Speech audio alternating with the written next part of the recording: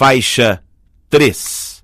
Capítulo 2. Os Cavaleiros de Rohan. A escuridão se adensou. Por entre as árvores que estavam atrás e abaixo deles via-se uma névoa que também se formava nas margens pálidas do Anduin, embora o céu estivesse limpo. As estrelas apareceram. A lua crescente movia-se no oeste e as sombras das rochas eram negras. Tinham atingido os pés de colinas rochosas e diminuído o passo, pois seguir a trilha era mais difícil. Naquela região, as montanhas Emin-Muil corriam de norte a sul em duas longas cordilheiras cheias de picos. O lado oeste de cada cordilheira era íngreme e difícil, mas as encostas ao leste eram mais suaves, sulcadas por muitas valas e pequenos desfiladeiros. Por toda a noite, os três companheiros avançaram aos tropeços naquele terreno irregular, subindo à crista da primeira cordilheira, que era a mais alta, e descendo outra vez para dentro da escuridão de um vale profundo e sinuoso do outro lado. Ali, na hora quieta e fria que antecede a aurora, descansaram por um breve período. A lua já tinha descido havia muito tempo diante deles, as estrelas reluziam no alto. A primeira luz do dia ainda não tinha atingido as colinas escuras que ficavam atrás. No momento, Aragorn estava perdido.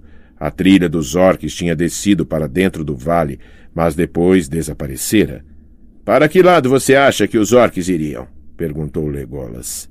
— Para o norte, pegando uma estrada mais direta até Isengard ou Fangorn, se esse é o objetivo deles, como você supõe.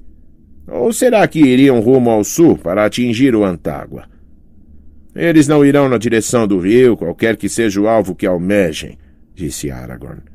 E a não ser que tenha acontecido muita coisa em Rohan e o poder de Saruman tenha aumentado bastante, eles não irão na direção do rio, qualquer que seja o alvo que almejem, disse Aragorn. E a não ser que tenha acontecido muita coisa em Rohan e o poder de Saruman tenha aumentado bastante, eles vão tomar o caminho mais curto que puderem encontrar através dos campos do Rohirrim. Vamos continuar a busca rumo ao norte. O vale corria como um rio de pedra entre as duas cordilheiras e um fio de água fluía em meio aos seixos em seu leito. Um penhasco se encrespava à direita deles, à esquerda se erguiam encostas cinzentas, apagadas e sombrias na noite alta. Continuaram por 1 milha ou mais em direção ao norte. Curvado em direção ao chão, Aragorn procurava sinais por entre as dobras e valas que conduziam à cordilheira oeste. Legolas ia um pouco à frente. De repente, o elfo deu um grito e os outros correram até ele. — Já alcançamos alguns daqueles que estamos caçando, disse ele. — Olhem! Ele apontou e os outros viram que o que a princípio julgaram ser rochas ao pé da encosta eram corpos amontoados. 5 orques mortos estavam ali. Tinham sido feridos com muitos golpes cruéis e 2 tiveram a cabeça decepada. A terra estava molhada pelo seu sangue escuro. — Aqui está outro enigma, disse Gimli. Mas ele necessita da luz do dia e por ela não podemos esperar. Apesar disso, qualquer que seja o modo de decifrá-lo, parece que traz alguma esperança, disse Legolas. Provavelmente os inimigos dos orques são nossos amigos. Existe algum povo morando nestas colinas? Não, disse Aragorn. Os Rohirrim raramente vêm aqui, e estamos longe de Minas Tirith. Pode ser que algum grupo de homens estivesse caçando aqui por motivos que desconhecemos, mas acho que não é isso. E o que você acha? Perguntou Gimli. Acho que o inimigo trouxe consigo seu próprio inimigo, respondeu Aragorn. Estes são orques do norte, de muito longe. Entre os mortos não vemos nenhum daqueles orques grandes com insígnias estranhas. Houve uma discussão, eu suponho. Não é uma coisa muito incomum no meio desse povo maligno. Talvez tenha havido alguma disputa pela estrada. Ou pelos prisioneiros, disse Gimli. Vamos esperar que os hobbits também não tenham encontrado aqui o seu fim. Aragorn revisitou o solo num raio amplo, mas não havia outros vestígios da luta. Continuaram. O céu ao leste já ficava esmaecido. As estrelas estavam sumindo e uma luz cinzenta crescia lentamente. Um pouco mais adiante encontraram uma dobra no solo onde um pequeno córrego, caindo sinuoso, tinha cortado uma trilha rochosa que descia até o vale. Nela cresciam alguns arbustos e viam-se tufos de grama nos lados. Até que enfim, disse Aragorn. Aqui estão as pegadas que procuramos. Vamos subir este canal de água. Este é o caminho pelo qual foram os orcs depois de sua discussão. Agora os perseguidores voltaram-se rapidamente e seguiram a nova trilha. Predispostos como se tivessem tido uma noite de sono, foram saltando de pedra em pedra. Finalmente atingiram a crista da colina cinzenta e uma brisa repentina soprou-lhes nos cabelos e agitou-lhes os mantos. O vento frio da aurora. Voltando-se para trás, viram do outro lado do rio as colinas distantes se acenderem. De um salto, o dia entrou no céu. A borda vermelha do sol se ergueu por sobre as colinas da terra escura. Radiante no oeste, o mundo continuava quieto, disforme e cinzento. Mas, ainda enquanto olhavam, as sombras da noite se desvaneceram. As cores voltaram à terra que despertava. O verde fluiu sobre os amplos prados de Rohan. A névoa branca tremeluzia nos cursos de água. E bem adiante e à esquerda, a 30 léguas ou um pouco mais, num tom azul e púrpura, erguiam-se as montanhas brancas, subindo até picos de azeviche, cobertos por uma neve reluzente, ruborizados pelo róseo matutino. Gondor! Gondor! Gritou Aragorn. Quisera olhar sobre esta terra num momento mais feliz. Minha estrada ainda não se dirige para o sul e para seus córregos claros. Gondor! Gondor! De um lado os montes, do outro o mar. Soprava o vento oeste lá e a luz chovia devagar. Sobre a árvore de prata e os jardins dos reis de outrora. Ó muros altos, torres brancas, coroa alada e trono de ouro. Ó Gondor, Gondor! Irão os homens a árvore contemplar, ou o vento oeste irá soprar nos montes e no mar. Agora vamos, disse ele, tirando seus olhos do sul e olhando ao leste e ao norte para o caminho que deveria trilhar. A cordilheira na qual os companheiros estavam descia abruptamente sob seus pés. Cerca de 40 metros abaixo havia uma saliência ampla e desigual que terminava de repente na borda de um penhasco escarpado, a muralha leste de Rohan. Assim terminavam as Emin Muil, e as verdes planícies dos Rohirrim se estendiam diante deles até onde a vista alcançava. Olhem! Gritou Legolas, apontando para o céu claro. Ali vem a águia outra vez. Está voando bem alto. Agora parece estar indo embora desta terra, de volta para o norte. Está indo a uma enorme velocidade. Olhem! Não, não. Nem mesmo meus olhos conseguem vê-la, meu bom Legolas, disse Aragorn. Deve estar realmente distante. Fico imaginando qual será a sua missão, se for o mesmo pássaro que já vi antes. Mas olhem, estou vendo algo mais próximo de nós e mais urgente. Há algo se movendo na planície. Muitas coisas, disse Legolas. É um grande grupo a pé, mas não posso dizer mais, nem enxergar que tipo de povo pode ser. Estão a muitas léguas de distância. 12, eu suponho. Mas na planície é difícil calcular. Eu acho, entretanto, que não precisamos mais de qualquer trilha que nos diga que caminho seguir, disse Gimli. Vamos encontrar um caminho que desça até os campos o mais rápido possível. Duvido que encontre um caminho mais rápido do que aquele que os orcs escolheram, disse Aragorn. Seguiam agora os inimigos em plena luz do dia. Parecia que os orcs tinham apertado o passo e estavam na maior velocidade possível.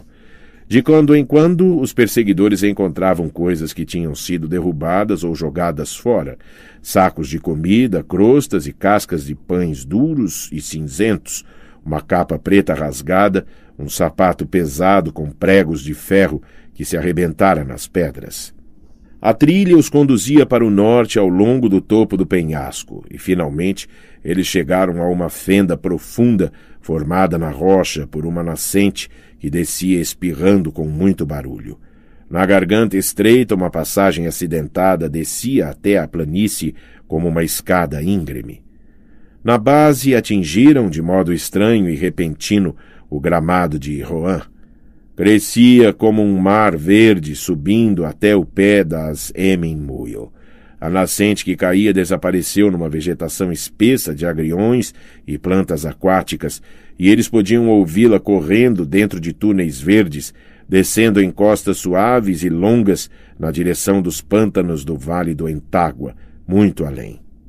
Parecia que tinham deixado o inverno envolvendo as colinas que ficaram para trás. Ali o ar estava mais calmo e quente, com um aroma leve, como se a primavera já se agitasse e a seiva corresse outra vez nas ervas e folhas. Legolas respirou fundo, como alguém que sorve um grande gole depois de um longo período de sede em terras desertas. O cheiro do verde, disse ele. É melhor que muito sono. Vamos correr. Os pés leves podem correr mais rápido aqui, disse Aragorn. Mais rápido, talvez, do que os orques com seus calçados de ferro. Agora temos uma oportunidade de diminuir a vantagem deles. Foram em fila indiana, correndo como cães que perseguem um cheiro forte e com uma luz ansiosa nos olhos. Seguindo quase para o oeste, a trilha de destruição dos orques deixara seu rastro horrível. A grama suave de Rohan fora amassada e enegrecida com sua passagem. Nesse momento, Aragorn deu um grito e desviou-se. "Parem!" gritou ele. "Não me sigam ainda!" Correu para a direita, para um ponto fora da trilha principal, pois tinha visto pegadas que iam por ali, separando-se das outras. Marcas de pés pequenos e descalços. Estas, entretanto, não iam muito longe até serem atravessadas por pegadas de orques, também saindo da trilha principal, tanto atrás quanto na frente, e então elas faziam uma curva fechada, voltando, e se perdiam no meio das outras pegadas. No ponto mais distante, Aragorn se abaixou e apanhou algo da grama. Então voltou correndo. "Sim", disse ele. "Estão muito nítidas. Pegadas de um hobbit. Acho que são de Pippin. Ele é menor que o outro. E olhem isto." Aragorn ergueu um objeto que brilhou à luz do sol. Parecia uma folha de faia recém-aberta, bela e estranha, naquela planície sem árvores. "O broche de um manto élfico!" gritaram Legolas e Gimli juntos.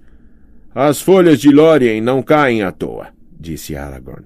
"Isso não caiu por acaso. Foi jogado como um sinal para qualquer um que pudesse vir atrás. Acho que Pippin fugiu da trilha com esse propósito." "Então, pelo menos ele estava vivo", disse Gimli. "E pôde usar de sua esperteza e de suas pernas também. Isso nos anima. Não estamos perseguindo os orques em vão. Vamos esperar que ele não tenha pagado caro demais por sua ousadia", disse Legolas. "Venham, vamos continuar. Pensar naquelas pessoas alegres e jovens sendo levadas como gado, me deixa furioso." O sol subiu até o meio-dia e depois foi descendo o céu devagar. Leves nuvens subiram do mar no sul distante e foram levadas pela brisa. O sol afundou. Sombras cresceram atrás e estenderam seus longos braços, saindo do leste. Os caçadores ainda continuavam. Já fazia um dia que Boromir caíra e os orques ainda estavam muito à frente. Não se via mais qualquer sinal deles nas planícies. Quando a sombra da noite se fechava em volta deles, Aragorn parou. Apenas 2 vezes na marcha daquele dia, os 3 companheiros tinham descansado por um curto período, e 12 léguas se estendiam agora entre o ponto onde estavam e a muralha leste, onde tinham parado ao amanhecer. "Finalmente chegamos ao momento de fazer uma escolha difícil", disse ele. "Devemos descansar durante a noite ou prosseguir até esgotar nossa força e nossa disposição. A não ser que nossos inimigos também descansem, vão nos deixar muito para trás se pararmos para dormir", disse Legolas. "Até os orques fazem pausas durante a marcha, não é?" disse Gimli. "Eles raramente viajam por lugares abertos sob a luz do sol, mas esses fizeram isso", disse Legolas. "Com certeza não vão descansar à noite. Mas se caminharmos durante a noite, não poderemos seguir sua trilha, disse Gimli. A trilha é estreita, e não vira nem para a direita nem para a esquerda, até onde minha vista alcança, disse Legolas. Talvez eu pudesse guiá-los na escuridão, adivinhando o caminho, sem perder a trilha, disse Aragorn. Mas se nos perdêssemos, ou se eles mudassem de rumo, quando a luz chegasse, poderíamos demorar muito até encontrar a trilha outra vez. E além disso, disse Gimli, só durante o dia podemos enxergar se alguma pegada se separa da trilha principal. Se um prisioneiro conseguisse escapar, ou se fosse carregado para o leste, vamos dizer para o grande rio, na direção de Mordor, poderíamos passar pelos sinais e nunca saber disso. Isso é verdade, disse Aragorn. Mas se interpretei os sinais corretamente lá atrás, os orques da Mão Branca prevaleceram e todo o grupo está indo na direção de Isengard. O caminho que fazem agora confirma o que digo. Apesar disso, seria precipitado ter certeza dos planos deles, disse Gimli. E que dizer sobre as fugas?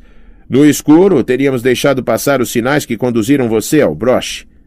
Os orques redobrarão a vigilância depois disso, e os prisioneiros estarão 2 vezes mais cansados, disse Legolas. Não haverá fuga outra vez, a não ser que a planejemos.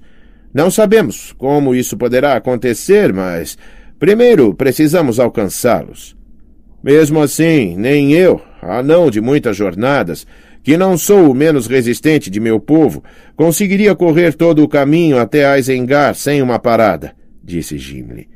Meu coração também me queima e eu teria partido mais cedo, mas agora preciso descansar um pouco para correr melhor. E se é para descansarmos a noite cega, é a hora de fazê-lo. Eu disse que a escolha era difícil, disse Aragorn. Como terminamos esta discussão? Você é o guia, disse Gimli, e tem habilidades na caçada. Você deve escolher. Meu coração me pede para prosseguir, disse Legolas. Mas devemos permanecer juntos. Eu seguirei seu conselho. Vocês entregam a escolha a alguém que escolhe mal, disse Aragorn. Desde que passamos pelo Argonath, minhas escolhas deram errado.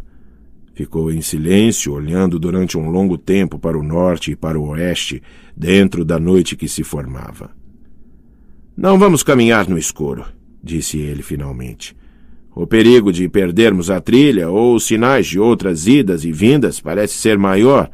Se a lua nos desse luz suficiente, poderíamos usá-la, mas infelizmente ela se deita cedo e ainda está nova e pálida.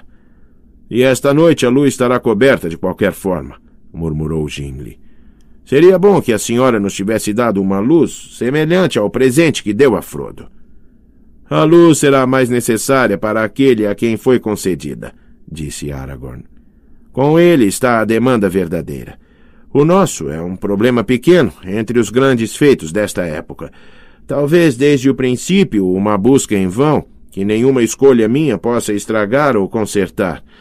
Bem, já fiz a escolha. Vamos usar o tempo da melhor maneira possível.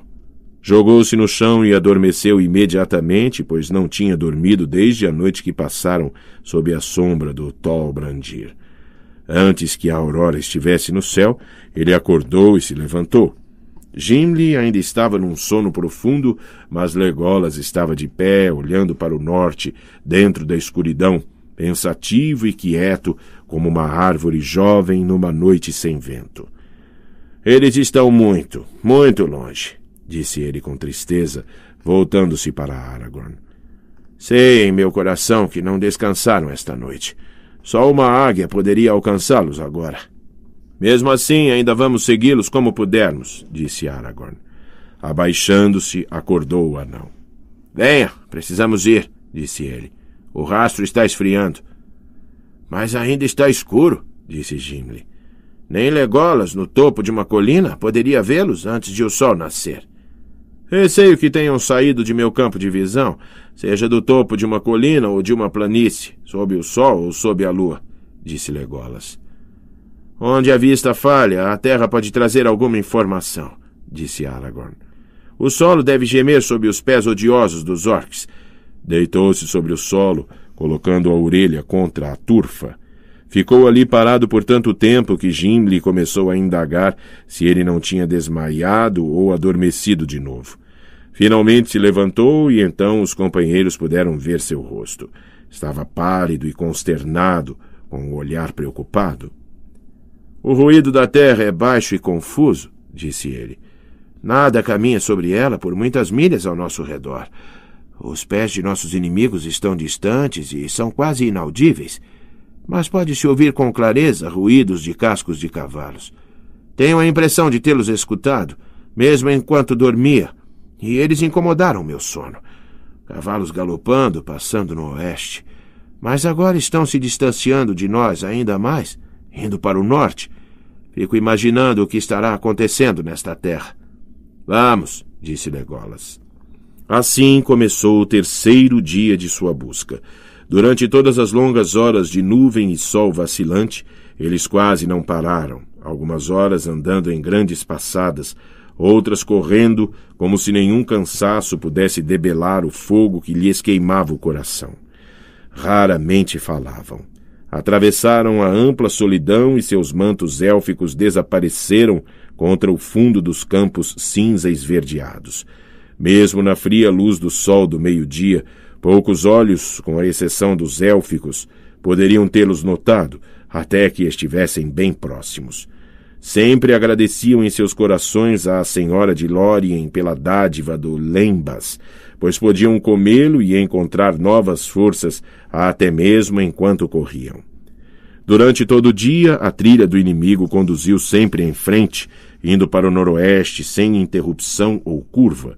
Quando outra vez o dia se acabava, chegaram a encostas longas e sem árvores, onde o solo se elevava, crescendo em direção a uma fileira de colinas baixas e corcovadas à frente. A trilha dos orques ficou mais fraca conforme rumava para o norte na direção delas, pois o solo era mais duro e a grama mais curta.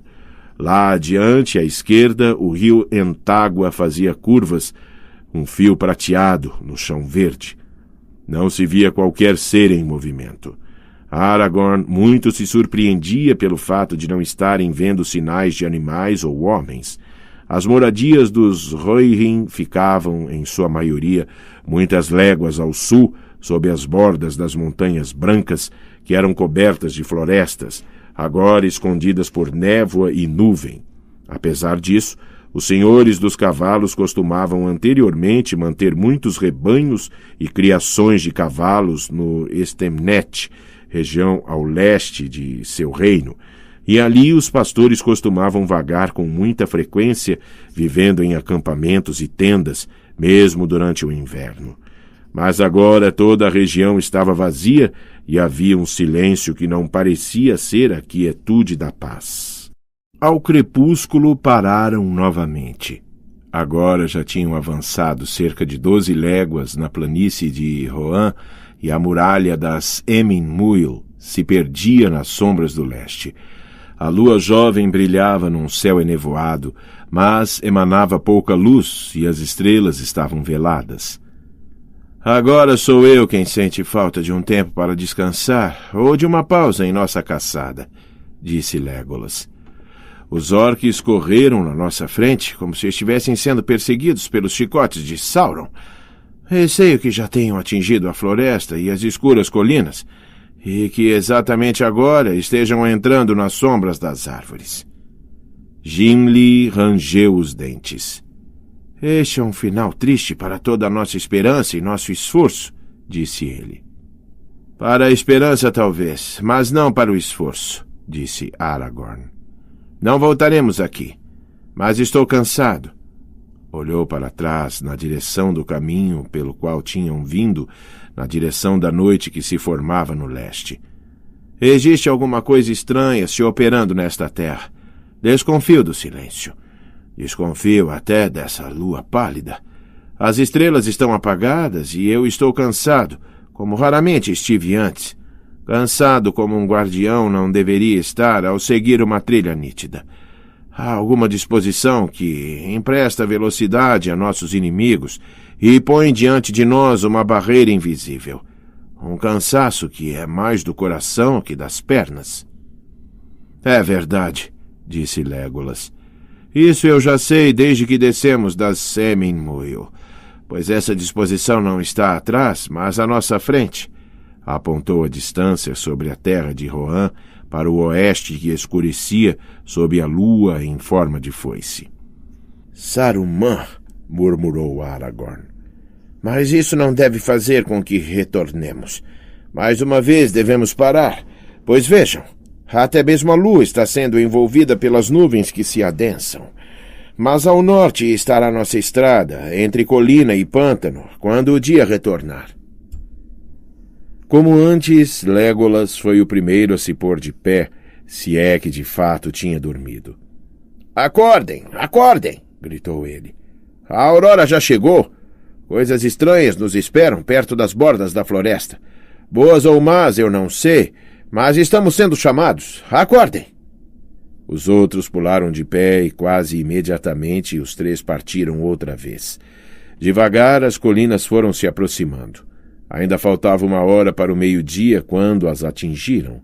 Encostas verdes erguendo-se numa cordilheira que corria numa linha reta em direção ao norte. Aos pés deles, o solo era seco e a turfa curta, mas uma faixa comprida de terra afundada, com cerca de 10 milhas de largura, estendia-se entre eles e o rio, descrevendo curvas com moitas apagadas de juncais. Logo a oeste da encosta, que ficava ao extremo sul, havia um grande círculo onde a turfa tinha sido arrancada e socada por muitos pés. Desse ponto, a trilha dos orques saía outra vez, virando para o norte ao longo da orla ressecada das colinas. Aragorn parou e examinou a trilha minuciosamente. Eles descansaram um tempo aqui, disse ele. Mas mesmo a trilha mais externa já está velha. Receio que seu coração tenha dito a verdade, Legolas. Faz 3 vezes 12 horas, eu acho, que os orques pisaram aqui, onde estamos pisando agora. Se mantiveram o passo, então, ao pôr do sol de ontem, já atingiram as fronteiras de Fangorn. Não vejo ao norte e a oeste nada além de capim que desaparece na névoa, disse Gimli. Conseguiríamos ver a floresta se subíssemos nas colinas? Ainda estamos muito longe, disse Aragorn. Se me lembro corretamente, estas colinas ficam 8 léguas ou mais ao norte, e depois a noroeste, rumando para a desembocadura do Entágua. Ainda se estende uma terra ampla, talvez outras 15 léguas. Bem, vamos indo, disse Gimli. Minhas pernas precisam esquecer as milhas. Ficariam mais dispostas se meu coração estivesse menos pesado. O sol já afundava no horizonte quando finalmente chegaram perto do final da fileira de colinas. Tinham marchado por muitas horas sem descanso. Agora iam devagar e as costas de Gimli estavam curvadas. Os anões são resistentes como pedra no trabalho ou numa jornada, mas aquela busca infindável começou a desgastá-lo e toda a esperança desapareceu de seu coração. Aragorn caminhava atrás dele, austero e silencioso, abaixando-se de vez em quando para procurar alguma pegada ou marca no solo. Apenas Legolas ia pisando com a mesma leveza de sempre, seus pés mal parecendo tocar a relva, sem deixar marcas ao passar. Apenas ingerindo o pão de viagem dos elfos, ele encontrava todo o sustento de que necessitava, e conseguia dormir, se é que os homens chamariam isso de dormir, descansando a mente pelos caminhos estranhos dos sonhos élficos, mesmo quando caminhava com os olhos abertos na luz deste mundo. Vamos subir esta colina verde, disse ele. Cansados, os outros o seguiram, escalando a longa encosta até que chegaram ao topo. Era uma colina redonda, suave e nua, erguendo-se solitária, a colina que ficava mais ao norte. O sol mergulhou e as sombras da noite caíram como uma cortina. Estavam sozinhos num mundo cinzento e disforme, sem marco ou medida. Só ao longe, no noroeste, havia uma escuridão mais densa contra a luz agonizante do dia. As montanhas sombrias e a floresta aos pés delas. Nada se vê aqui que possa nos guiar, disse Gimli. Bem, agora devemos parar outra vez e passar a noite. Está ficando frio. O vento sopra do norte, vindo da neve, disse Aragorn. E antes de amanhecer estará no leste, disse Legolas. Mas descanse, se precisar. Ainda não joguei toda a esperança fora. Não se sabe o dia de amanhã. O nascer do sol geralmente traz um bom conselho. 3 sóis já nasceram em nossa busca e nenhum trouxe bons conselhos, disse Gimli. A noite ficou mais fria. Aragorn e Gimli dormiram inquietos e a qualquer momento que acordavam, sempre viam Legolas em pé ao lado deles, ou andando de um lado para o outro, cantando baixinho para si mesmo na própria língua, e enquanto cantava as estrelas se abriam na abóbada negra e dura do céu. Assim passou a noite. Juntos observaram a aurora crescendo lentamente no céu, agora deserto e sem nuvens, até que finalmente o sol nasceu. Sua luz era clara e pálida. O vento soprava do leste e levara a névoa embora. Numa região ampla e desolada se estendia em volta deles naquela luz fria. Adiante e na direção do leste, viram os planaltos do descampado de Rohan, que já tinham avistado do grande rio muitos dias atrás. Na direção noroeste assomava a escura floresta de Fangorn. Ainda a 10 léguas ficavam suas fronteiras sombrias e suas encostas mais distantes desapareciam num azul distante. Além dela brilhava na distância, como se boiasse numa nuvem cinza, a cabeça branca do alto Metedras, o último pico das montanhas sombrias. Saindo da floresta, o Entágua corria ao encontro deles, com sua correnteza agora veloz e estreita e suas margens íngremes e fundas. A trilha dos orques desviava das colinas na direção dele. Seguindo com seus olhos argutos a trilha que ia para o rio, e depois, do rio, de volta à floresta, Aragorn viu uma sombra no verde distante, um borrão escuro que se movia rapidamente. Jogou-se no chão e outra vez escutou com atenção. Mas Legolas ficou de pé ao seu lado, protegendo seus claros olhos élficos com a mão longa e delgada, e não viu uma sombra, nem um borrão, mas as pequenas figuras de cavaleiros, muitos cavaleiros, e a luz da manhã sobre as pontas de suas lanças era como o faiscar de diminutas estrelas além do limite da visão dos mortais. Muito atrás deles, uma fumaça negra subia em fios finos e encaracolados. Havia um silêncio nos campos vazios e Gimli podia ouvir o ar se movendo no capim. "Cavaleiros!" gritou Aragorn, pulando de pé. "Muitos cavaleiros, montando cavalos velozes, estão vindo em nossa direção." "Sim", disse Legolas. "Há 105 deles. Têm os cabelos dourados e as lanças brilhantes. O líder é muito alto." Aragorn sorriu. "Agudo é o olhar dos elfos", disse ele. "Não, os cavaleiros estão a pouco mais de 5 léguas de distância", disse Legolas. 5 léguas ou uma", disse Gimli. "Não podemos escapar deles nesta terra deserta. Vamos esperá-los aqui ou devemos seguir nosso caminho?" "Vamos esperar", disse Aragorn. "Estou cansado, e nossa caçada foi um fracasso. Ou pelo menos outros chegaram na nossa frente, pois esses cavaleiros estão retornando pela trilha dos orques. Podemos receber notícias deles." "Ou lanças", disse Gimli. "Há 3 celas vazias, mas não vejo hobbits", disse Legolas. "Eu não disse que conseguiríamos boas notícias", falou Aragorn. "Mas sejam boas ou más, vamos esperar aqui." Então os 3 companheiros deixaram o topo da colina, onde poderiam ser um alvo fácil contra o céu pálido, e desceram devagar a encosta norte. Pararam um pouco acima do pé da colina e, embrulhando-se com os mantos élficos, sentaram-se uns perto dos outros sobre o capim ralo. O tempo passava lento e pesado. O vento era fino e penetrante. Gimli estava inquieto. "O que você sabe sobre esses cavaleiros, Aragorn?" perguntou ele. "Estamos aqui sentados, esperando morte súbita?" "Já estive entre eles", disse Aragorn. "São voluntariosos e cheios de orgulho, mas têm o coração sincero. São generosos em pensamentos e ações." Destemidos, mas não cruéis. Sábios, mas incultos. Não escrevendo nenhum livro, mas cantando muitas canções, à maneira dos filhos dos homens antes dos anos escuros. Mas não sei o que aconteceu aqui ultimamente, nem com que disposição os Rohirrim podem agora estar entre o traidor Saruman e a ameaça de Sauron. Por muito tempo foram amigos do povo de Gondor, embora não sejam parentes deles. Foi nos dias esquecidos de antigamente que Eorl, o jovem, trouxe-os do norte, e seu parentesco é, na verdade, com os Bardings de Vale e com os Bernings da floresta, entre os quais ainda se pode ver muitos homens altos e belos, como são os cavaleiros de Rohan. Pelo menos é certeza que não morrem de amores pelos orques. Mas Gandalf comentou sobre um boato que eles pagam tributo a Mordor, disse Gimli. Não acredito nisso mais do que acreditava Boromir, respondeu Aragorn.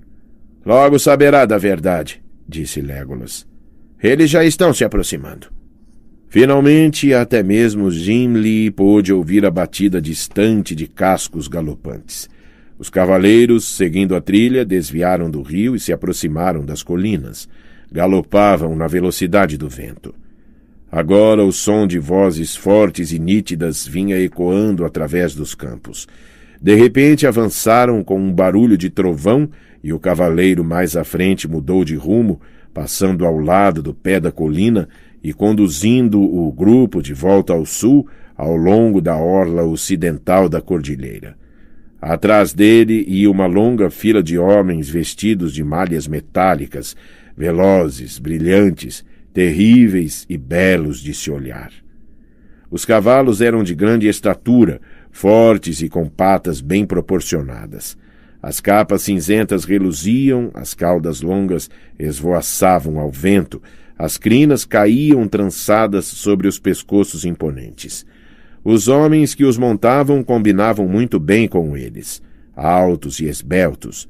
Os cabelos claros como palha saíam dos elmos leves e desciam-lhes em longas tranças pelas costas.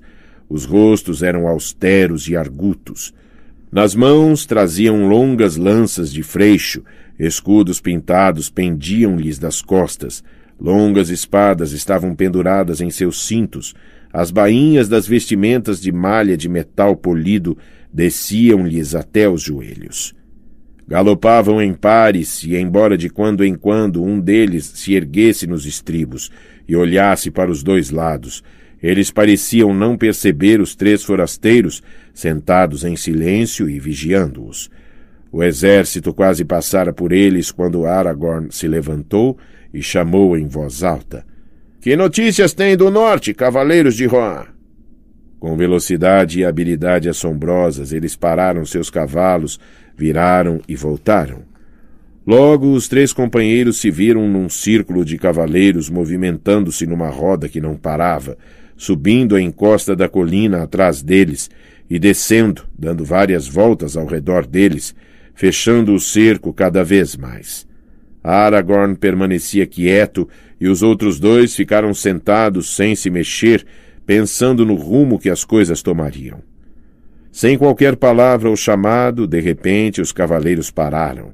Uma floresta de lanças apontava para os estranhos e alguns dos cavaleiros tinham nas mãos arcos com as flechas já ajustadas às cordas. Então um deles avançou, um homem alto, mais alto que os demais. De seu elmo, como uma crista, pendia uma cauda branca de cavalo. Aproximou-se até que a ponta de sua lança ficasse a uns 30 centímetros do peito de Aragorn, que não se mexeu. — Quem são vocês e o que fazem nesta terra? — perguntou o cavaleiro, usando a língua geral do oeste, numa maneira e tom semelhantes aos de Boromir, homem de Gondor. — Chamam-me Passo Largo — respondeu Aragorn. — Venho do norte. Estou caçando orques. O cavaleiro saltou do cavalo. Dando a lança a um outro que se aproximou e desceu do cavalo ao lado dele, puxou sua espada e ficou cara a cara com Aragorn, observando-o atentamente, não deixando de demonstrar surpresa. Finalmente, falou outra vez. — Primeiro pensei que vocês fossem orques, disse ele. Mas agora vejo que não é assim. Na verdade, vocês sabem pouco sobre os orcs, se vão caçando-os assim, dessa maneira. Eles eram rápidos e estavam bem armados, e eram muitos. Vocês teriam passado de caçadores à caça se tivessem alcançado o bando. Mas há algo estranho em você, Passo Largo. Deitou os olhos claros e brilhantes outra vez no guardião. Isso não é nome que se dê a um homem. E estranhas também são suas vestes. Vocês surgiram do capim? Como escaparam de nossa vista? Vocês são do povo dos elfos? Não, disse Aragorn. Apenas um de nós é um elfo, Legolas, do Reino da Floresta, da longínqua Floresta das Trevas. Mas passamos por Lothlórien, e as dádivas e a proteção da senhora nos acompanham.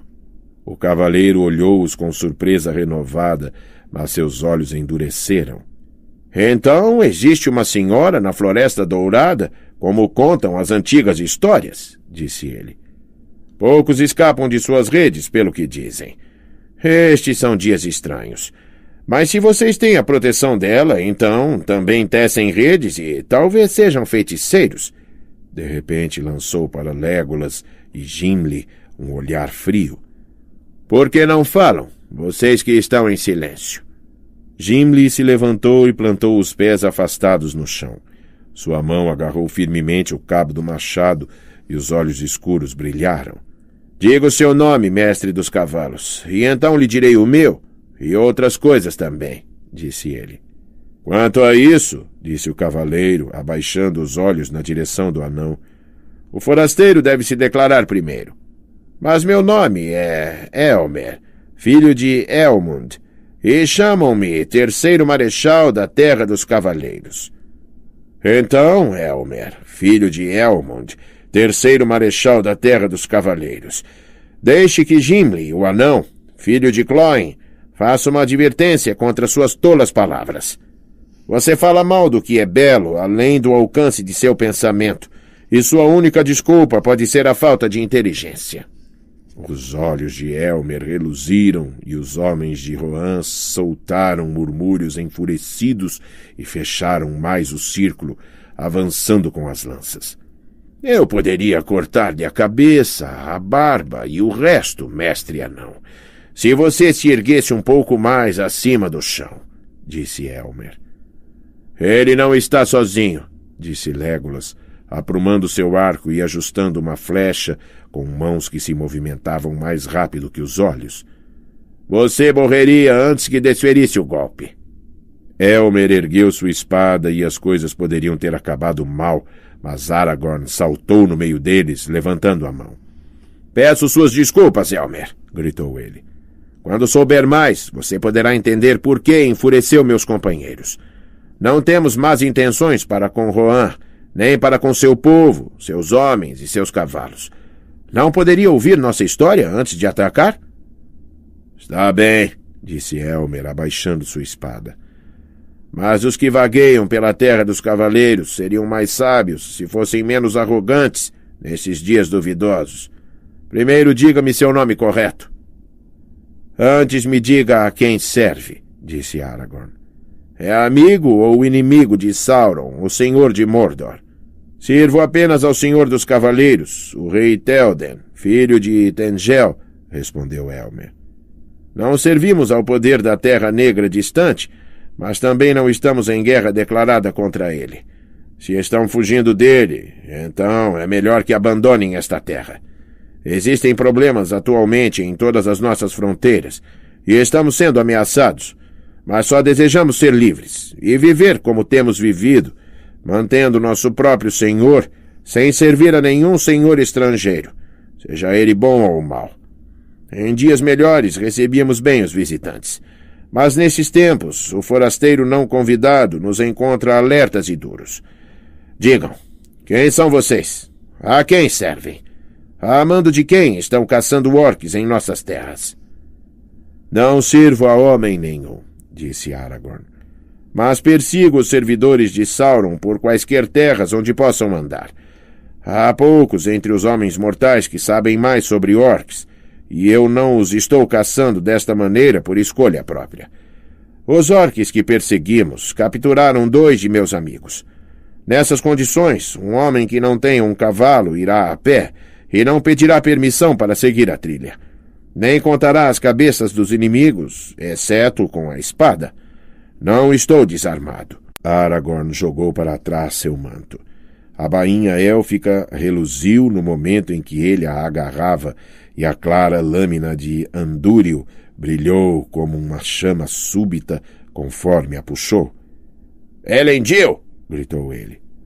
Sou Aragorn, filho de Arathorn, e sou chamado de Elessar, a pedra élfica, Dúnadan, o herdeiro de Isildur, filho de Elendil, de Gondor. Vai me ajudar ou me impedir? Decida logo. Gimli e Legolas olhavam seu companheiro com surpresa, pois não o tinham visto daquele jeito antes. Parecia ter crescido em tamanho, enquanto Elmer encolhera, e em seu rosto vívido capturaram uma breve visão do poder e majestade dos reis de pedra. Por um momento pareceu aos olhos de Legolas que uma chama branca faiscava na fronte de Aragorn, como uma coroa brilhante. Elmer recuou com um ar estupefato no rosto. Abandonou seu olhar orgulhoso. Estes são realmente dias estranhos, murmurou ele. Sonhos e lendas saltam do capim para a vida real. Diga-me, senhor, disse ele. O que o traz aqui? Qual é o significado das palavras obscuras? Há muito tempo, Boromir, filho de Denethor, partiu em busca de uma resposta, e o cavalo que lhe emprestamos voltou sozinho. Que sina terrível traz do norte. A sina da escolha, disse Aragorn.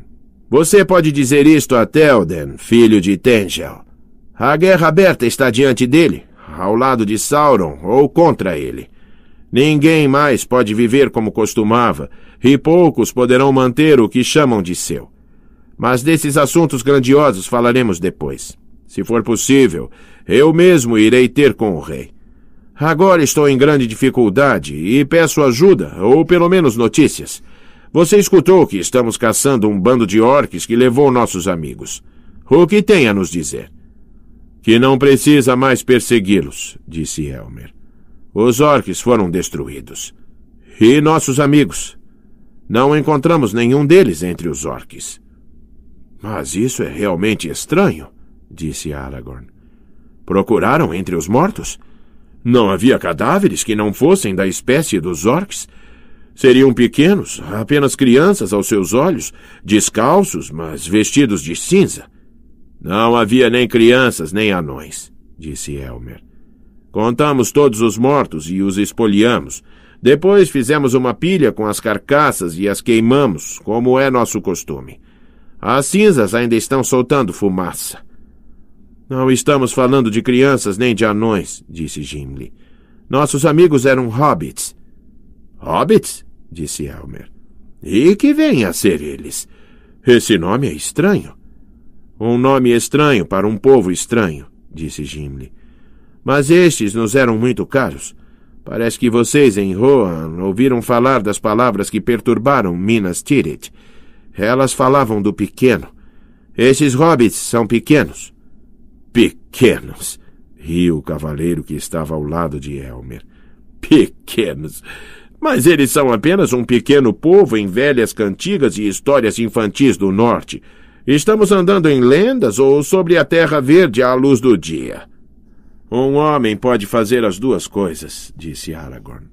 Pois não seremos nós, mas os que vierem depois, que farão as lendas de nossa época. A terra verde, você diz? Este é um grande assunto para as lendas, embora você pise nela sob a luz do dia. O tempo está passando, disse o cavaleiro, sem dar atenção a Aragorn. Devemos nos apressar em direção ao sul, senhor. Vamos deixar essas pessoas e suas fantasias. Ou vamos aprisioná-los e levá-los até o rei. Paz, Eltain, disse Elmer em sua própria língua. Deixe-me um pouco. Diga ao Elred que se reúna no caminho e se apronte para rumar para o Valwent. Eltain se retirou murmurando e falou aos outros, que logo recuaram e deixaram Elmer sozinho com os 3 companheiros. Tudo o que diz é estranho, Aragorn, disse ele. Apesar disso, está falando a verdade, sem dúvida. Os homens da Terra dos Cavaleiros não mentem, e por isso não são enganados com facilidade. Mas você não disse tudo. Não pode agora falar sobre sua missão de forma mais clara, de modo que eu possa julgar o que fazer? Eu parti de Imladris, como se chama esse lugar nas rimas, muitas semanas atrás, respondeu Aragorn. Comigo partiu Boromir de Minas Tirith. Minha missão era ir para aquela cidade com o filho de Denethor, para ajudar seu povo na guerra contra Sauron. Mas a comitiva com a qual eu viajava tinha outros objetivos. Disso não posso falar agora. Gandalf, o Cinzento, era nosso líder.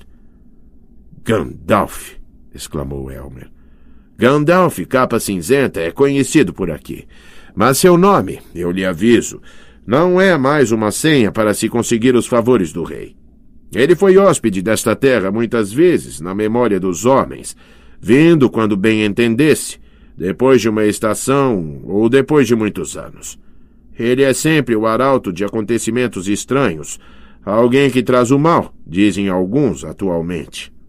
Na verdade, desde sua última vinda no verão, todas as coisas deram errado. Naquela época, começou nosso problema com Saruman. Até então, considerávamos Saruman um amigo, mas Gandalf veio e nos avisou que uma guerra súbita estava sendo preparada em Isengard. Disse que ele próprio tinha sido um prisioneiro em Orthanc e quase não escapara, e implorou ajuda. Mas Théoden não lhe deu ouvidos e ele foi embora. Não fale em voz alta o nome de Gandalf aos ouvidos de Théoden.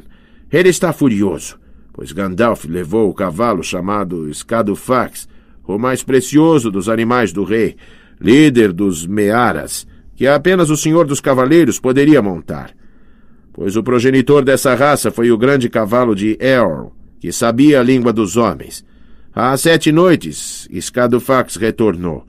Mas a ira do rei não é menor, pois agora o cavalo ficou indomável e não permite que nenhum homem o controle. Então Scadufax encontrou o caminho sozinho, vindo do distante norte, disse Aragorn. Pois foi ali que Gandalf e ele se separaram. Mas infelizmente, Gandalf não montará mais. Ele caiu dentro da escuridão das minas de Moria e não volta mais. Essa é uma notícia terrível, disse Elmer. Pelo menos para mim e muitos outros, mas não para todos, como você poderá verificar se for até o rei.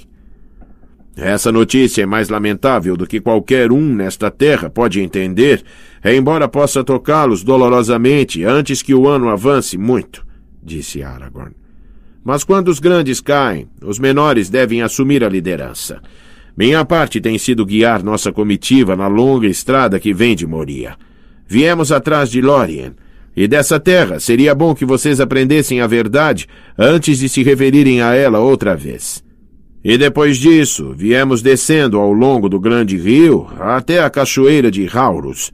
Ali, Boromir foi morto pelos mesmos orques que vocês destruíram. Suas notícias são todas de pesar, disse Elmer, arrasado. A morte de Boromir é uma grande perda para Minas Tirith e para todos nós. Era um homem valoroso. Era elogiado por todos.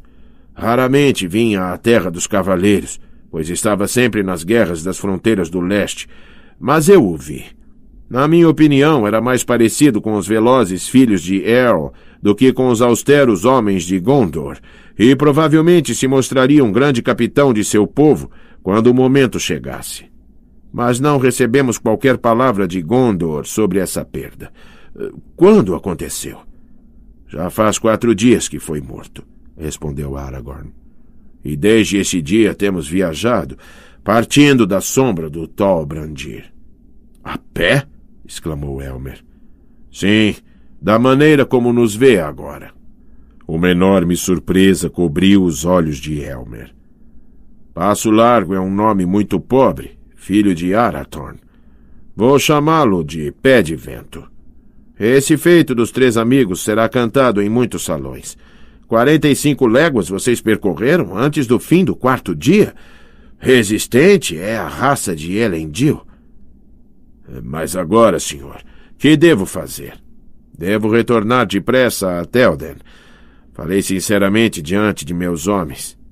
É verdade que ainda não estamos em guerra declarada contra a Terra Negra, e existem alguns, próximos do ouvido do rei, que lhe dão conselhos covardes. Mas a guerra está chegando. Não abandonaremos nossa antiga aliança com Gondor, e enquanto eles lutarem, lutaremos ao lado deles.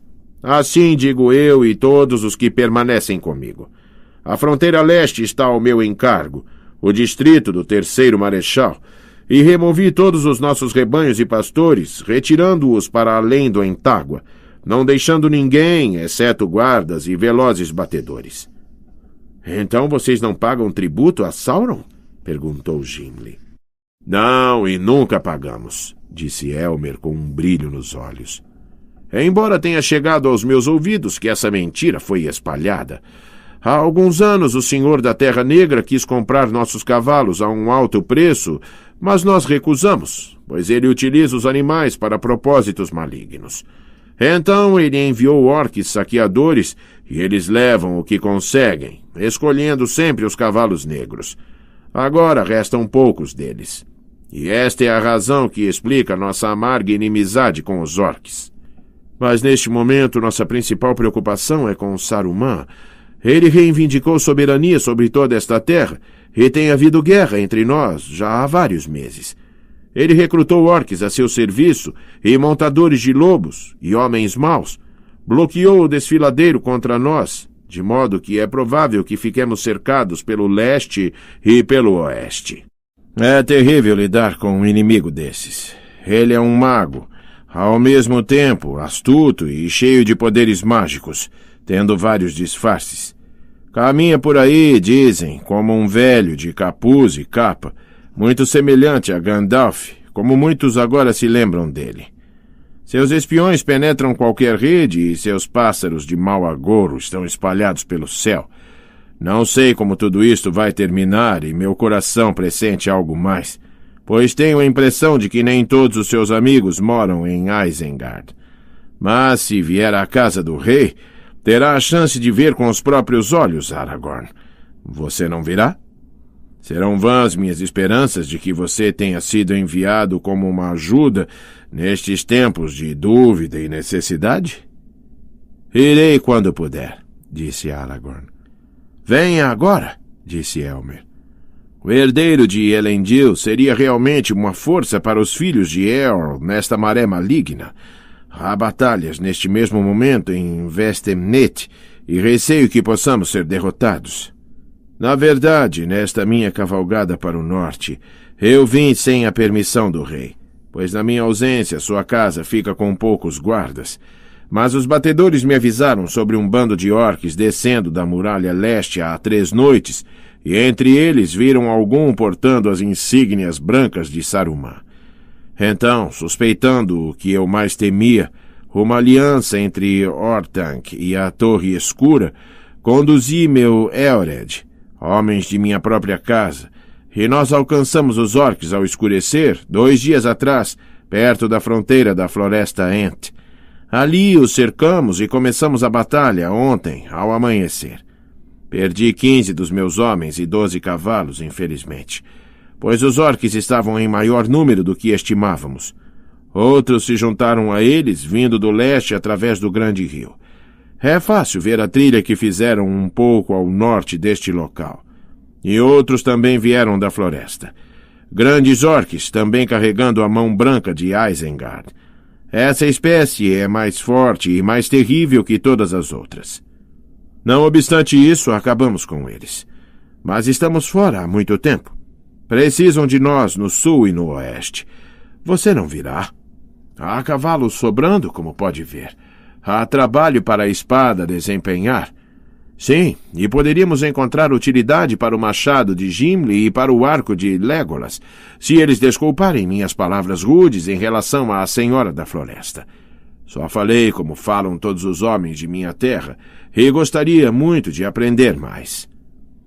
Agradeço-lhe por suas belas palavras, disse Aragorn, e meu coração deseja acompanhá-lo, mas não posso abandonar meus amigos enquanto houver esperança. Não há mais esperança, disse Elmer. Vocês não encontrarão seus amigos nas fronteiras do norte. Mas meus amigos não estão lá atrás. Encontramos um claro sinal, não muito longe da muralha leste, de que pelo menos um deles ainda está vivo. Mas entre a muralha e as colinas não encontramos qualquer outro rastro deles, e nenhuma trilha desviou da principal, seja para um lado ou para outro, a não ser que minha percepção tenha me abandonado por completo. Então, o que acha que aconteceu com eles? Não sei. Podem ter sido mortos e queimados em meio aos orques, mas isso você diz que não aconteceu, e não receio que tenha sido assim. Só posso pensar que foram levados para dentro da floresta antes da batalha, antes mesmo de vocês encurralarem seus inimigos, talvez. Você poderia jurar que nenhum deles escapou de sua emboscada? Posso jurar que nenhum orc escapou depois que os vimos, disse Elmer. Atingimos a fronteira da floresta antes deles e, depois disso, se qualquer ser vivo burlou nosso cerco, então não era um orc e tinha algum poder élfico. Nossos amigos estavam vestidos exatamente como nós, disse Aragorn. E vocês passaram sem nos ver em plena luz do dia. Tinha me esquecido disso, disse Elmer. É difícil ter certeza de qualquer coisa em meio a tantos prodígios. O mundo todo ficou muito estranho. Elfo e anão andam juntos em nossos campos. Pessoas conversam com a Senhora da Floresta e continuam vivas, e retorna à batalha a espada que foi quebrada nas eras antigas, anteriores à época em que os pais de nossos pais chegaram à Terra dos Cavaleiros. Como pode um homem julgar o que fazer em tempos assim? Como sempre julgou, disse Aragorn. O bem e o mal não mudaram desde o ano passado.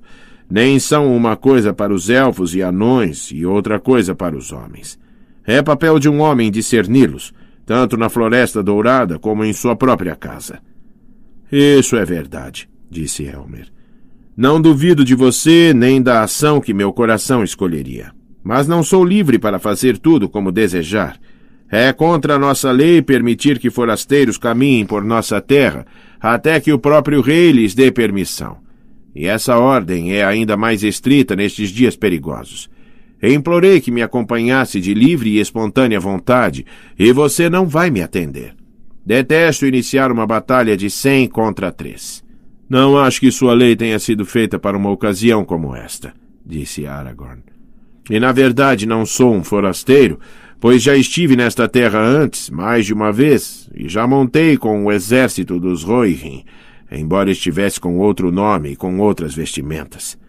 Você eu não vi antes, pois você é jovem, mas já falei com Elmund, seu pai, e com Théoden, filho de Itengel.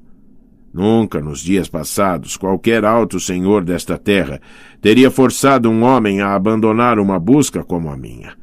Meu dever, pelo menos, está claro. Seguir em frente. Vamos lá, filho de Elmund. A escolha deve ser feita, finalmente. Ajude-nos, ou, no mínimo, deixe-nos ir em liberdade. Ou então, tente cumprir sua lei. Se fizer isto, haverá menos homens retornando à sua guerra e ao seu rei. Elmer ficou em silêncio por um momento e depois falou. Todos nós temos pressa, disse ele. Meu grupo já se irrita querendo ir embora, e cada hora que passa diminui nossa esperança. Minha escolha é esta. Você pode ir, e mais ainda, vou emprestar-lhe cavalos. Só peço isto. Quando sua missão estiver cumprida, ou se mostrar inútil, retorne com os cavalos pelo Val Ent até Meduseld, a alta casa em Edoras, onde Théoden agora vive. Assim provará a ele que não fiz um julgamento errôneo. Nisso coloco minha pessoa, e talvez minha própria vida, acreditando na sua boa-fé. Não falhe. Não falharei, disse Aragorn. Houve grande surpresa e muitos olhares sombrios e duvidosos entre os homens de Elmer, quando ele deu ordens para que os cavalos que estavam sobrando fossem emprestados aos forasteiros, mas só Eltaín ousou falar abertamente. Isto está bem para esse senhor da raça de Gondor, como ele diz ser, disse ele. Mas quem já ouviu dizer de um cavalo de nossa terra sendo dado a um anão? Ninguém, disse Gimli. E não se preocupe, ninguém nunca vai ouvir uma coisa dessas. Eu prefiro caminhar a montar um animal tão grande, livre ou forçado. Mas agora você deve montar ou vai nos atrasar, disse Aragorn. Venha, você vai montar atrás de mim, meu amigo, disse Legolas. Tudo então ficará bem. E você não vai precisar nem tomar emprestado um cavalo, nem ser incomodado por ele. Trouxeram um grande cavalo cinza escuro para Aragorn, que o montou. O nome dele é Hasufel, disse Elmer. Que ele o conduza bem e que tenha melhor sorte do que Garulf, seu falecido dono. Um cavalo menor e mais leve, mas inquieto e fogoso, foi trazido para Legolas. Seu nome era Arod. Mas Legolas pediu que tirassem a sela e o arreio. Não preciso deles, disse, montando levemente o cavalo com um salto. Para a surpresa de todos, Arod ficou dócil e disposto, indo de um lado para o outro logo que ouviu uma palavra de comando. Assim era o modo dos elfos com todos os bons animais. Gimli foi erguido e colocado na garupa do amigo, ao qual se agarrou, não muito mais à vontade do que Sam Gamgee num barco. Até logo. E que vocês encontrem o que procuram, gritou Elmer. Voltem tão rápido quanto puderem, e que nossas espadas brilhem lado a lado daqui para frente. Eu voltarei, disse Aragorn. E eu voltarei também, disse Gimli. A questão da senhora ainda fica entre nós. Preciso ainda ensinar-lhe palavras gentis. Vamos ver, disse Elmer. Tantas coisas estranhas têm acontecido que aprender a elogiar uma bela senhora sob os golpes adoráveis do machado de um anão não parecerá um grande prodígio. Até logo. Com essas palavras eles partiram. Muito velozes eram os cavalos de Rohan. Quando Gimli, depois de um tempo, olhou para trás, o grupo de Elmer já estava pequeno e distante. Aragorn não olhou para trás. Estava vigiando a trilha conforme avançavam com velocidade, inclinando-se e colocando a cabeça ao lado do pescoço de Hasufel. Em breve estavam na borda do Entágua e ali encontraram a outra ilha da qual Elmer tinha falado, descendo do leste e saindo do descampado. Aragorn desmontou e examinou o solo. Depois, montando de novo, avançou um pouco em direção ao leste, mantendo-se ao lado da trilha e tentando fazer com que o cavalo não repisasse as pegadas.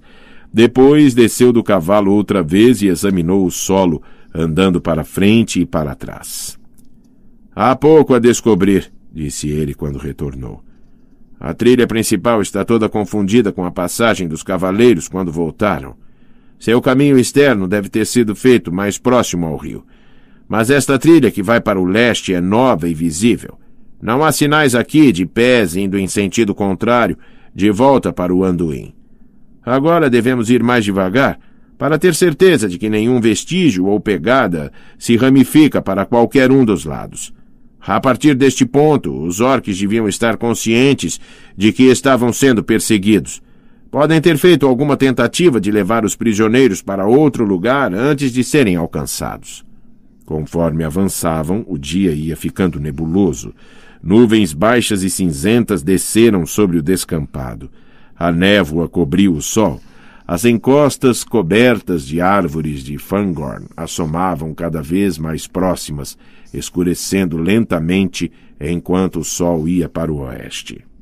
Os companheiros não viram qualquer sinal de pegadas indo para a direita ou para a esquerda, mas aqui e ali passavam por alguns orques que haviam caído sobre a trilha quando corriam, com flechas de plumas cinzentas espetadas nas costas ou na garganta.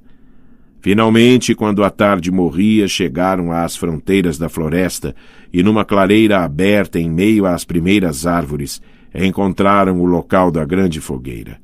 As cinzas ainda estavam quentes e fumegantes.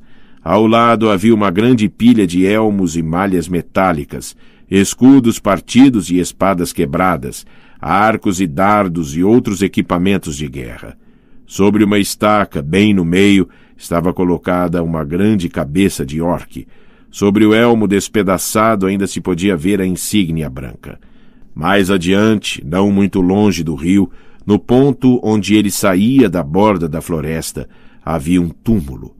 Tinha sido erguido recentemente. A terra removida fora coberta de turfa recém-cortada. Em torno estavam fincadas 15 lanças. Aragorn e seus companheiros procuraram por todos os cantos do campo de batalha, mas a luz foi diminuindo e a noite logo chegou, apagada e cheia de névoa. Até o cair da noite não tinham descoberto nenhum sinal de Merry ou de Pippin. Não podemos fazer mais nada, disse Gimli com tristeza. Fomos submetidos a muitos enigmas desde que chegamos ao Tol Brandir, mas este é o mais difícil de se decifrar. Eu suporia que os ossos queimados dos hobbits estão agora misturados aos dos orcs. Será uma notícia dura para Frodo, se ele viver para recebê-la, e dura também para o velho hobbit que espera em Valfenda. Elrond era contra a vinda deles. Mas Gandalf não era, disse Legolas. Mas Gandalf escolheu vir, e foi o primeiro a se perder, respondeu Gimli. Sua previsão falhou. O conselho de Gandalf não se baseava em previsões sobre segurança, nem para ele nem para os outros, disse Aragorn. Algumas coisas é melhor começar do que recusar, mesmo que o fim possa ser escuro. Mas não vou partir deste lugar ainda.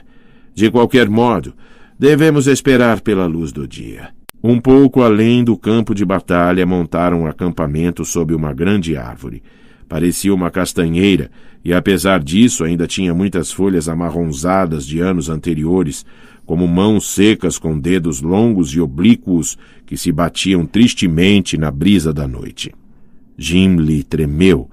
Tinham trazido apenas um cobertor para cada um. Vamos acender uma fogueira, disse ele. Não me preocupo mais com o perigo. Que os orques venham como um bando de mariposas em volta de uma lamparina no verão. Se esses hobbits infelizes estão perdidos na floresta, o fogo poderia trazê-los para cá, disse Legolas. E poderia também trazer outras coisas, nem orques, nem hobbits, disse Aragorn. Estamos perto das fronteiras das montanhas do traidor Saruman. Também estamos bem no limite de Fangorn, e é perigoso tocar as árvores dessa floresta, pelo que se comenta.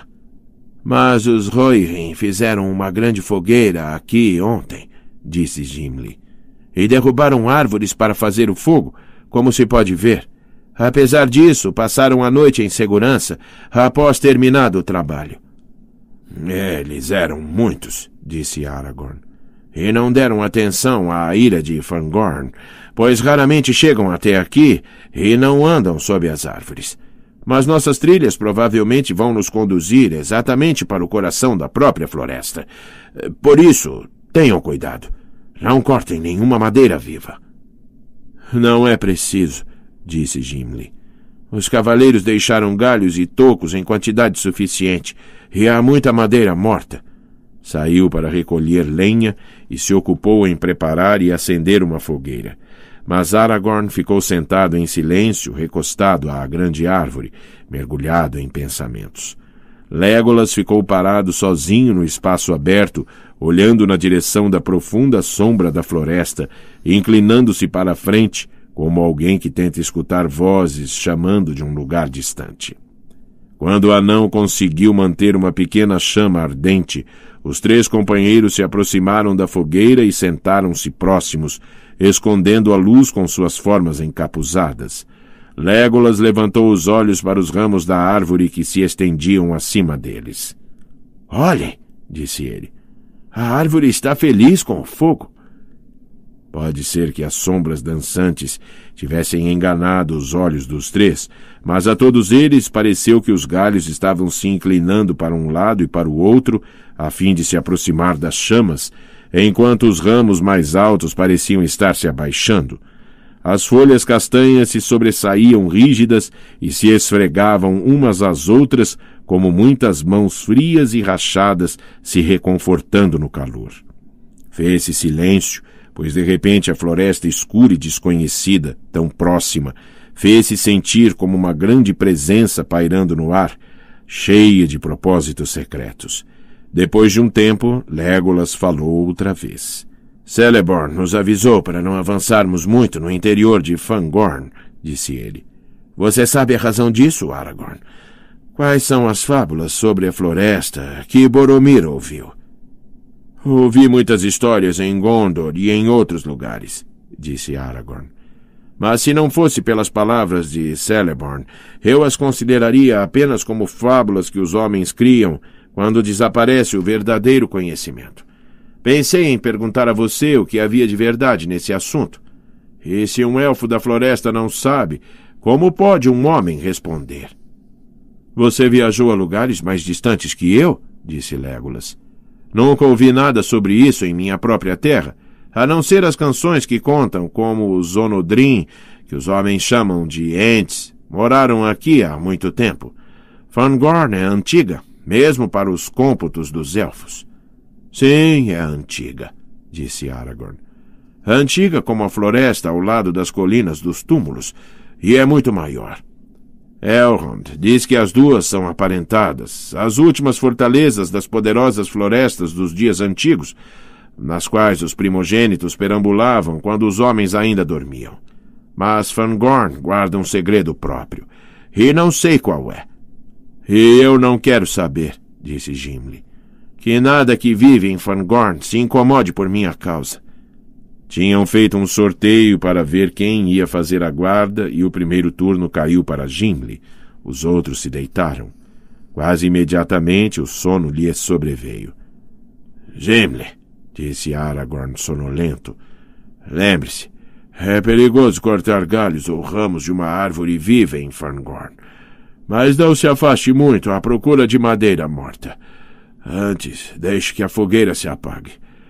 Chame-me se precisar. Com isso, adormeceu.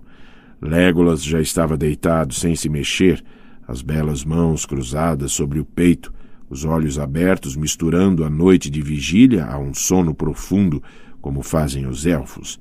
Gimli se sentou arqueado perto do fogo, passando o polegar ao longo da lâmina de seu machado, pensativamente. A árvore farfalhou, não havia qualquer outro som. De repente, Gimli levantou os olhos e ali, bem no limiar da luz do fogo, estava um velho curvado, apoiando-se num cajado, coberto por uma grande capa. O chapéu de abas largas cobria-lhe os olhos. Gimli pulou de pé, surpreso demais naquele momento para gritar, embora imediatamente tivesse vindo à sua mente o pensamento de que Saruman os havia pego. Aragorn e Legolas, acordados por seu movimento brusco, sentaram-se e olharam. O velho não falou nem fez qualquer sinal. — Meu velho, que podemos fazer pelo senhor? — perguntou Aragorn, saltando de pé. — Venha e se aqueça, se estiver com frio. Avançou alguns passos, mas o velho havia desaparecido. Não se via qualquer vestígio dele nas proximidades, e eles não ousaram procurar mais além. A lua havia se posto e a noite estava muito escura. De repente, Legolas deu um grito. — Os cavalos! Os cavalos! Os cavalos tinham se ido. Tinham arrastado as estacas e desaparecido. Por algum tempo, os três companheiros ficaram parados e em silêncio, preocupados com aquele novo golpe de má sorte. Estavam sob as fronteiras de Fangorn, e léguas intermináveis os separavam dos homens de Rohan, seus únicos amigos naquela terra ampla e perigosa. Parados ali, tiveram a impressão de ouvir, bem distante na noite, o som de cavalos rinchando e relinchando. Depois tudo ficou quieto outra vez, a não ser pelo farfalhar frio do vento. — Bem, eles se foram, disse Aragorn finalmente. Não podemos encontrá-los ou capturá-los, de modo que, se não retornarem pela própria vontade, vamos ter de nos arranjar sem eles. Partimos com nossos próprios pés, que ainda temos. — Pés, disse Gimli. Mas não podemos comê-los e ao mesmo tempo andar com eles. Jogou um pouco de lenha na fogueira e caiu ao lado dela.